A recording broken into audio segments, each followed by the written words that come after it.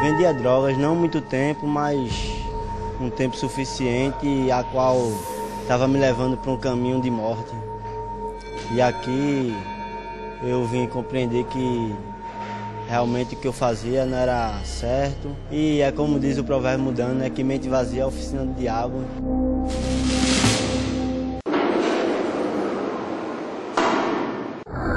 Em todo o estado, eles chegam a 24 mil detentos e estão trancados em pavilhões de 18 unidades prisionais. São homens e mulheres que jogaram fora a liberdade e cumprem pena num sistema carcerário defasado, ultrapassado e que parece ignorar os direitos humanos. Quando um criminoso passa por este portão e entra no sistema prisional e torna-se um detento, muitos, quando fazem o caminho de volta e ganham a liberdade, aqui fora querem refazer a vida e esquecer os anos de aflição que viveram lá dentro. No entanto, 85% dos detentos voltam a cometer crimes. E, de acordo com a Justiça, em menos de um ano, eles retornam aos presídios. Quantas vezes você já passou pelo sistema penitenciário do estado? 3 vezes. E a gente, quando tem várias amizades assim diferentes, né, aí a gente vai naquele embalo e...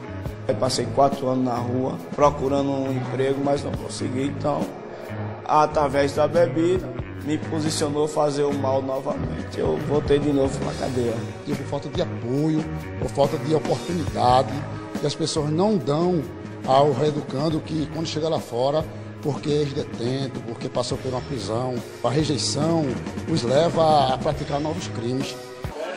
Mas será que o preconceito é a grande barreira que impede o ex-detento de entrar no mercado de trabalho?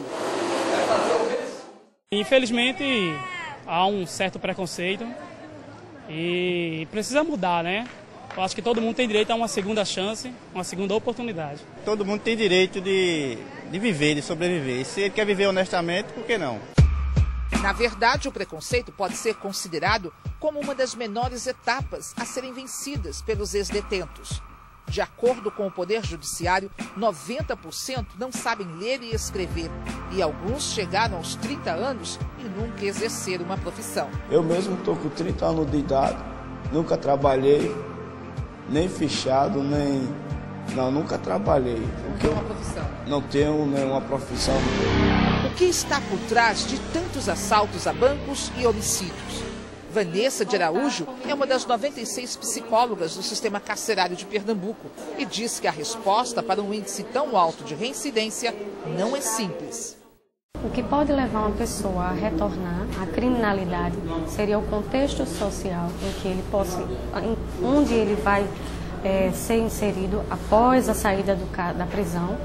Pode ser também característica de personalidade no sentido de ser influenciável, ser uma pessoa que se deixa influenciar pelo meio, pelo contexto familiar, pela falta, por alguma carência. Os guardiões da lei são mais severos nas palavras e condenam os responsáveis pelo sistema. O juiz Adeildo Nunes afirma que se a lei de execuções penais, que prevê escola para todos, trabalho social de reaproximação, assistência médica, profissionalização e tratamento de combate às drogas fosse cumprida, o índice de reincidência seria menor. Que nós não temos conseguido ressocializar, porque ressocializar do ponto de vista que a lei quer é oferecer ao preso aquelas condições que ele não tinha quando ingressou no mundo do crime. Infelizmente, os nossos presídios não atentaram ainda para a necessidade de construir escolas, de educar esses presos, de oferecer uma profissão, enfim, dar a ele a oportunidade dele se recuperar e, quando cumprir a pena, retornar a uma convivência social em harmonia com a própria sociedade. O Estado não sabe ao certo quantos ex-detentos voltaram ao sistema em 2011, mas cerca de 3 mil deles ganharam liberdade com os mutirões carcerários. Muitos podem responder a outros processos. Este livro tem o nome de 10 mil homicidas reincidentes. A maioria está em liberdade. Já o CD contém 738 nomes de criminosos foragidos e com mandado de prisão. Os mutirões carcerários, eles são muito importantes. Inclusive ajudam a desafogar, o sistema penitenciário. No entanto, havemos de ter um olhar diferenciado quando da análise desses processos, para aquelas pessoas que são reincidentes, especialmente os homicidas. Esse cadastro criminal, ele vai inclusive ajudar também aos juízes por ocasião dos mutirões carcerários. Suspender a saída no Natal e Ano Novo, medida tomada pela Secretaria de Defesa Social em 2011, de certo foi uma alternativa para evitar o aumento da violência no período de festas. Mas para a presidente do Conselho Estadual dos Direitos Humanos, Vilma Mello, a medida é também o reconhecimento de que o Estado não prepara os reeducandos para o convívio em sociedade. Se alguém dentro dessa realidade de encarceramento conseguiu emergir e voltar para a sociedade em condições dignas de sobrevivência, não foi o Estado, foi a família. Em dezembro, pela primeira vez, um arcebispo de Olinda e Recife celebrou uma missa no presídio Aníbal Bruno, a maior unidade prisional da América Latina, com cerca de 4.800 homens para 1.448 vagas. Dom Fernando Samorito cobrou do governo mudanças urgentes no sistema prisional. Porque, infelizmente, as estruturas dos presídios são muito cruéis ainda. Precisamos avançar muito para possibilitar essas mudanças, né, que são necessárias para que essas pessoas que encontram-se nos presídios possam, de fato, voltar para a sociedade recuperados, pelo menos com condições de viver com dignidade. As dificuldades são inúmeras, mas há quem de fato quer sair do sistema e buscar uma nova vida. Como o jovem com quem conversamos no início desta reportagem, e há 2 anos cumpre pena por tráfico de drogas. Muitos dizem que lá fora é difícil para um ex-presidiário porta de emprego, mas o que é importante é o nosso testemunho e nosso caráter, né?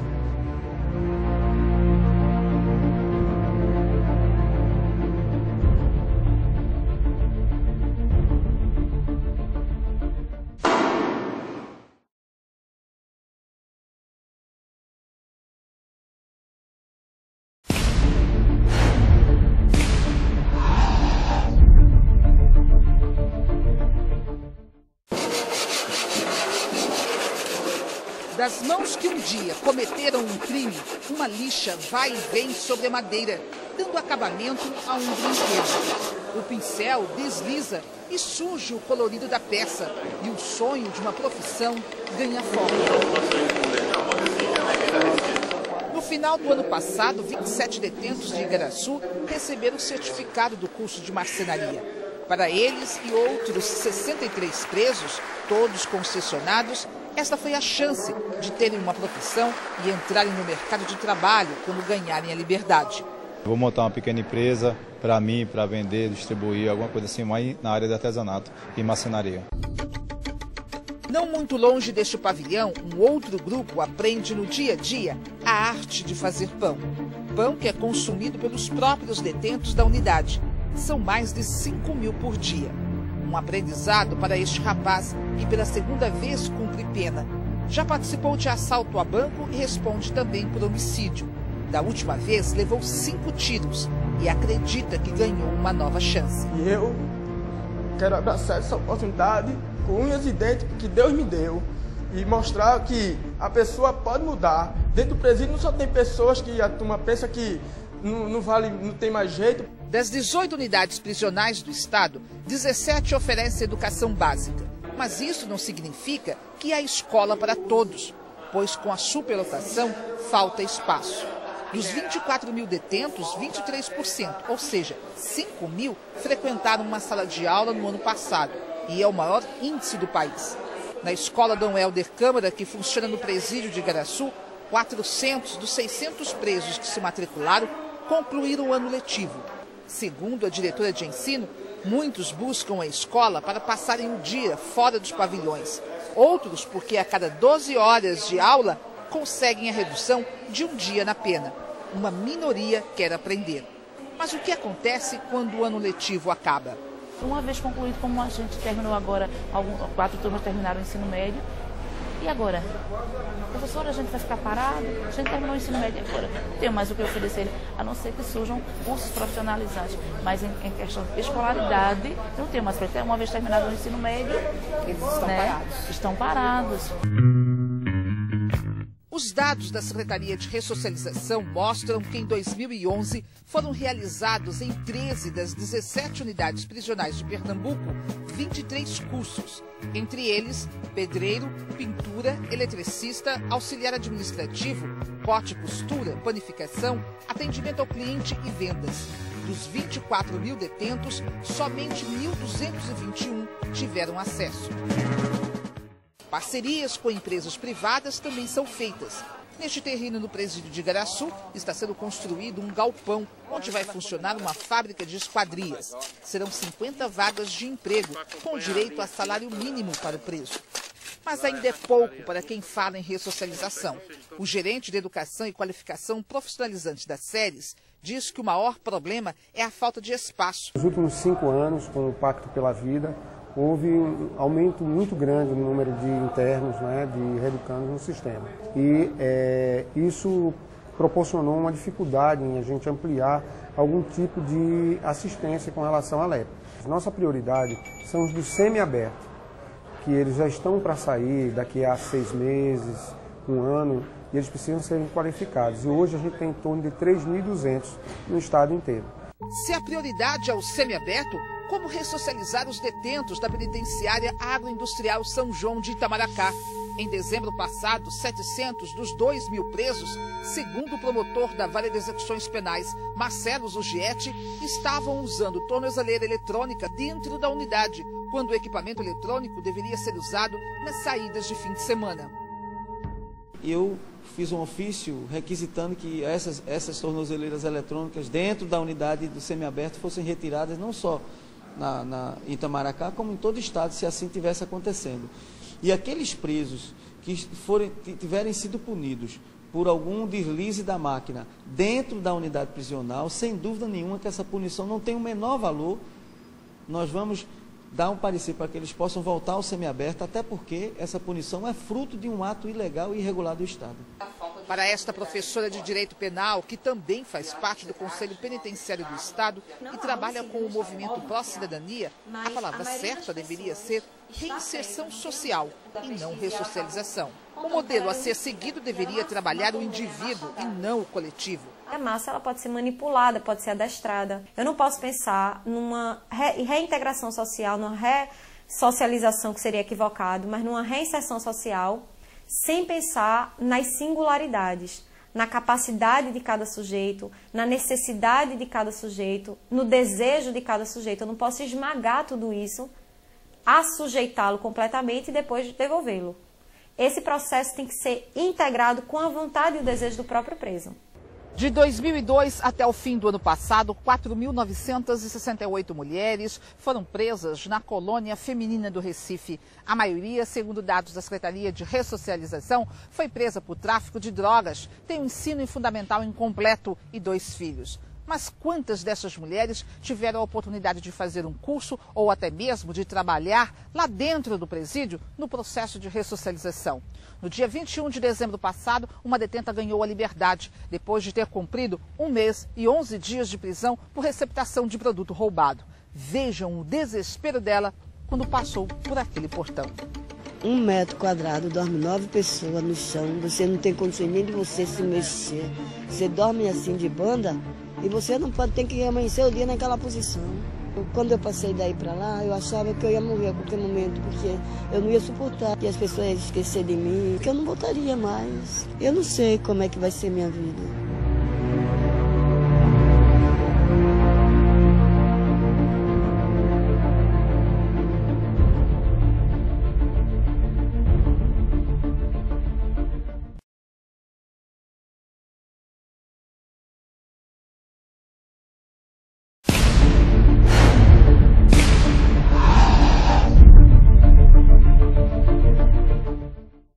Para contratar um ex-detento, a Lei de Execuções Penais e o Regulamento da Previdência Social estabelecem os seguintes incentivos aos empresários.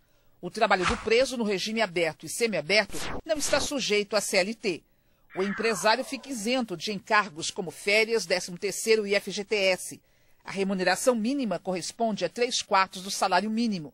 Mas é preciso um convênio entre as empresas e o governo. Se contratar um apenado pode custar menos que um empregado comum, por que não contratar presidiários para trabalhar na construção dos empreendimentos que estão sendo implantados no Estado?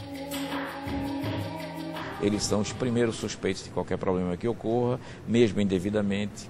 Eles são os primeiros que estão sendo postos à margem da convivência social com os outros trabalhadores, e tudo isso implica na não aceitação de bom grado dos empresários dessa mão de obra disponível. No site do Conselho Nacional de Justiça, uma outra oportunidade de trabalho. É o projeto Começar de Novo, uma parceria entre os tribunais de justiça, governos estaduais, empresas e entidades da sociedade civil. O programa tem na oferta de capacitação profissional e de emprego a principal estratégia para reduzir a reincidência criminal. O detento tem que acessar o site. No entanto, o Conselho Nacional de Justiça esqueceu que a maioria dos presos tem baixo grau de instrução. Em Pernambuco, segundo o Poder Judiciário, 90% da população carcerária são analfabetos ou analfabetos funcionais. Como que uma pessoa analfabeta, presa e sem saber utilizar um computador vai entrar no site do CNJ para procurar emprego adequado à disponibilidade ou à mão de obra que ele pode dispor, depois procurar um magistrado ou um serventuário do Tribunal de Justiça dizendo que tem interesse naquela vaga para que ele seja entrevistado. Então é um caminho muito árduo e muito difícil e praticamente inacessível para essa pessoa que quer trabalhar. Pouco mais de 300 detentos do presídio Aníbal Bruno são alfabetizados, de acordo com as séries. Uma realidade triste para a unidade que é considerada a maior da América Latina, que foi motivo de denúncia à Organização dos Estados Americanos e que, segundo o Conselho Nacional de Justiça, por trás destas paredes, mantinha um comércio de celas e cantinas. Para manter o controle de um presídio que na prática se transformou em penitenciária e mantém quase 5 mil detentos, a proposta do governo foi dividir a unidade em 3. Mas como assegurar o processo de ressocialização num presídio que foi considerado o pior do país e que mantém o mesmo espaço? Como garantir que todos vão ter direito à educação e a cursos profissionalizantes? O Estado acredita que é possível e que a transformação do velho para o novo é o primeiro passo.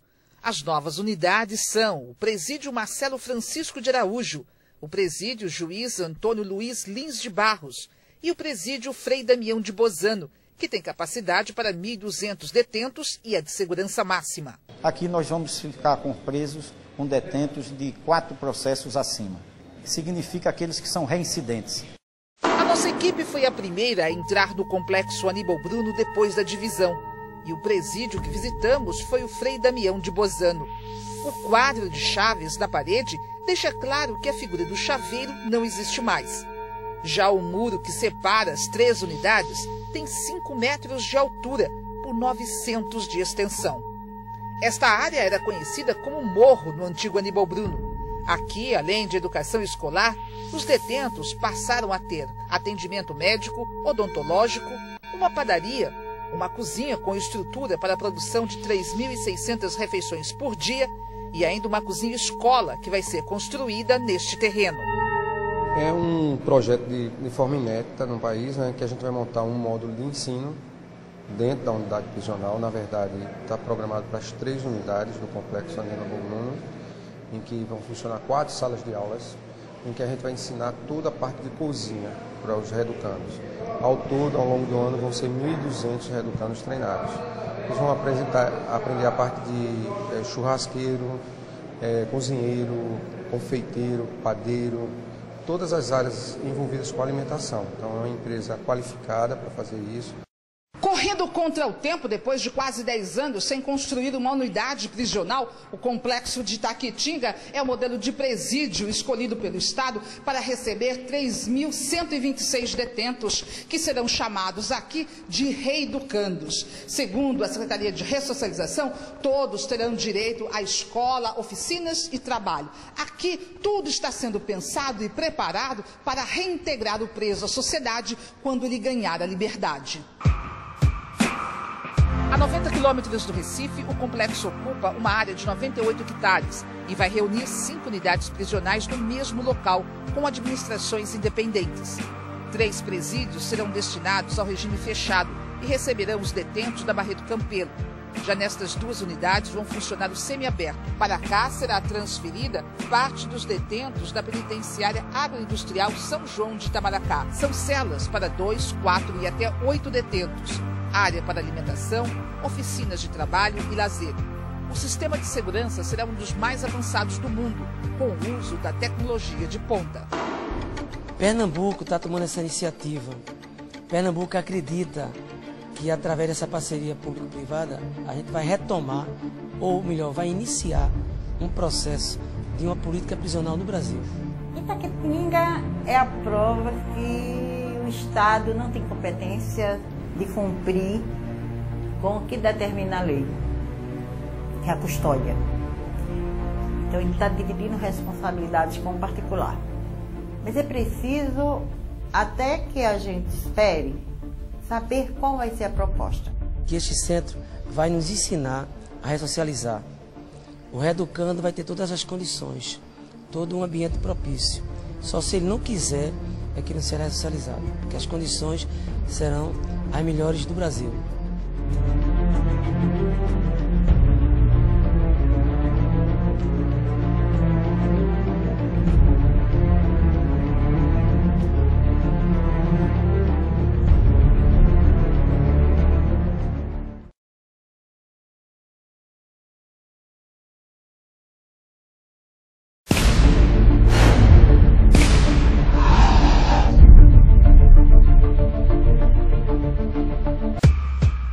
Daqui a 4 meses, esta mulher vai completar 31 anos de casada, dos quais 27 o marido passou preso. Uma história de companheirismo, superação e amor. As coisas que ele fazia, graças a Deus que ele nem fala mais, nem pensa, e é outra pessoa, totalmente diferente, outra pessoa. Dono de casa, responsável. Acusado de 30 homicídios e condenado a 80 anos de prisão, há 3 anos ele vive no regime aberto. Passou por 3 unidades prisionais, foi cozinheiro e hoje, ganhando um salário mínimo, sem direito a férias e 13º, trabalha como motorista. Antes eu era chefe de uma quadrilha de criminosos, né? De grupo de extermínio. Hoje eu sou chefe de uma família, de uma grande família. Essa é apenas uma das 1.968 histórias de detentos que receberam nos últimos anos apoio da Secretaria Executiva de Direitos Humanos do Estado para recomeçar a vida fora dos muros da prisão. Uma casa de apoio foi implantada para acolher quem sai das unidades e não tem para onde ir. Desde que a casa foi criada em abril de 2011, com 15 funcionários, cerca de 60 pessoas passaram por aqui. 35 chegaram a ficar por mais de 30 dias. Hoje, a casa, que tem capacidade para 50 pessoas, abriga 15 ex-detentos. Muitos estão em fase de reaproximação com a família. Outros, por estarem sozinhos, estão aos poucos sendo reintegrados à sociedade. Aqui ele encontra a acolhida, o tratamento, que se for drogado, se precisar, faz o encaminhamento, e encontra o apoio para a retirada de documentos, para a inclusão escolar e principalmente para a inclusão produtiva. Oferecemos a mão de obra, a isenção dos encargos sociais, tendo em vista que eles estão vinculados à lei de execução penal e não à de consolidação das leis trabalhistas.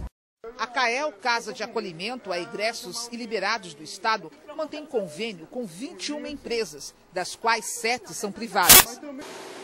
Nesta empresa, no município de Paulista, dos 150 funcionários, 58 são detentos do regime semiaberto. Além desses, outros 20 detentos que concluíram a pena foram contratados, passaram a ter carteira assinada e todos os benefícios de um trabalhador. Uma sensação muito boa de alívio, de saber que vou continuar trabalhando e tiver força de vontade consegue. Após ele cumprir a pena, recebeu o alvará de soltura do juiz, eu tenho o prazer de assinar a carteira dele. Porque se você não assinar a carteira dele, qual vai ser a perspectiva de vida dessa pessoa? Ele não vai ter, quer dizer, você só vai usufruir dele quando ele é um apenado e quando ele está solto. Você vai jogar ele na rua? De maneira nenhuma. Aí é que você tem que dar oportunidade para ele mostrar e ele sentir que você acredita nele.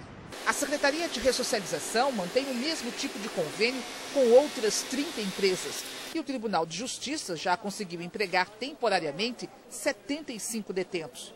grupos, nós já trabalhamos com 75 pessoas em 3 grupos de 25 e conseguimos apenas 12 empregos para eles, mesmo assim atividades mais brutas de limpeza, de faxina, etc.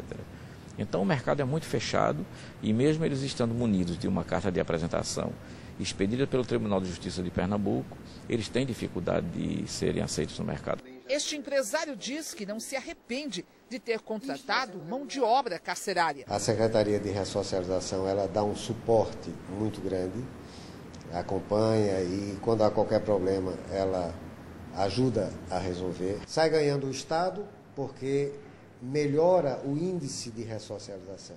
Sai ganhando o empresário com a redução de custos e sai ganhando o reeducando, porque ele passa a ter renda também que de outra forma não teria.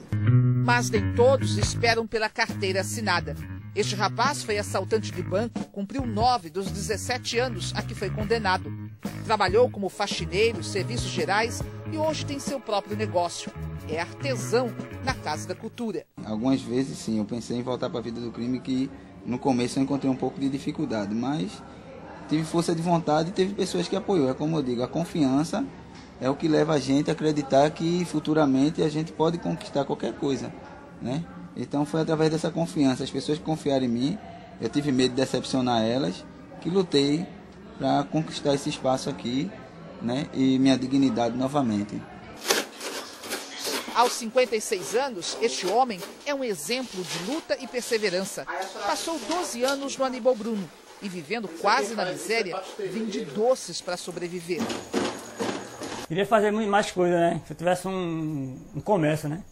Eu trabalho, faço pizza, faço bolo, mas não tenho condições, né? O meu sonho é botar um comércio para mim. Conseguir entrar no mercado de trabalho vem junto com um outro desejo, o de aprender a ser livre, sem se preocupar em esconder o rosto e não divulgar o nome, como o que aconteceu com todos os detentos e ex-detentos entrevistados nessa série de reportagem. São pessoas que lutam para não serem visíveis diante da sociedade, enquanto esperam o apoio do poder público para deixar de lado a sensação de liberdade aprisionada.